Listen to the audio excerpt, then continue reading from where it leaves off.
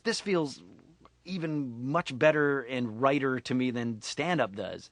It was a blast. What is the most devious thing you have ever done with your voice?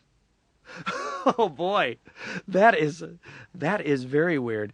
Well, I have to say, occasionally, parents who are maybe a little pushy will foist their kid on you and just say, "This is Mr. Kenny. He does SpongeBob. Do SpongeBob. Do SpongeBob for Timmy, Mr. Kenny. Do SpongeBob. Do SpongeBob. Do SpongeBob." And then you do the voice, and the kid just, they're 2 years old, so they don't understand why this man with 3-day stubble is yammering SpongeBob in their face. It's terrifying for them. So that's kind of unwittingly evil on my part, but I sort of get hornswoggled into it. But I just know that kid is going to be on a psychiatrist's couch somewhere down the line. So tell me again when the sponge man yelled in your face. And that made you cry? Have you ever used a voice on the telephone or in real life to get somebody to do something that you wanted them to do, but you didn't want them to know that it was you who was behind it? You know what I mean. That is a great question, and boy, I've never been asked that.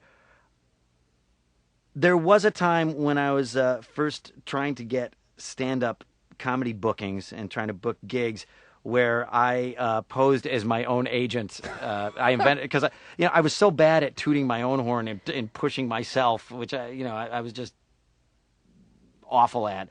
But as this guy, I was able to go on and say, "Hey, this is Tim Golden, and I'm representing a kid he's dynamite. He's dynamite. This kid does voices, he does characters, he's very funny. He's headlining all the clubs and colleges here in the Bay Area. He's wonderful." And it was very freeing to be able to be somebody else while you're selling this product. Did it work? Believe it or not, yes. I actually did manage to book a fair amount of gigs that way.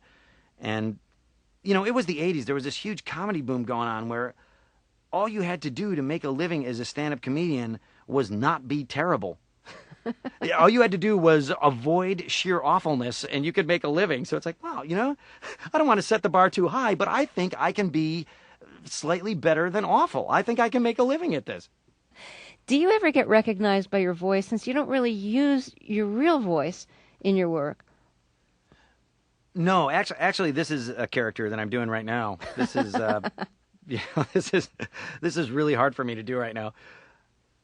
No, my real voice is kind of just uninteresting and vanilla and, nasal, Syracuse accent. And, if I wasn't able to twist it into various shapes, I'd be working in a store. Like, I see guys like James Earl Jones, and they've got the voice. They've got that voice, and it's what they do. And it's a gold mine. It's if I say Darth Vader's lines, it doesn't have the same cachet. Hey, I find your lack of faith disturbing. Okay, I must have those plans. But so like the guy that does the trailers. In a world where a man's voice goes down at the end of every sentence, it's like wow, that guy really talks like that. I've run into that guy.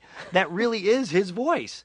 And he really does do the thing where he goes down, then. Like in promos, you listen to promos and you realize that it's all about the word then. On a very special CSI Toledo, then. On Buffy. Then, on a very special Pretty People in Their 20s, cellulite is discovered on Sarah. Have you really met that guy? I have, yeah, man. He gets a lot of work. He's the guy. I mean, it's him. You walk around, you go, wow. Yes, I'm ready for my car now. It's like, I love it. Like I can make fun of that, but I can't really do it. Oh, you just did it? And you have to be able to reference the word masterpiece in illimitable ways. It's been called a small masterpiece. Critics are calling it some kind of a masterpiece. It's being hailed as a masterpiece. It's like, wow, if everything's a masterpiece, that makes everything sort of generic.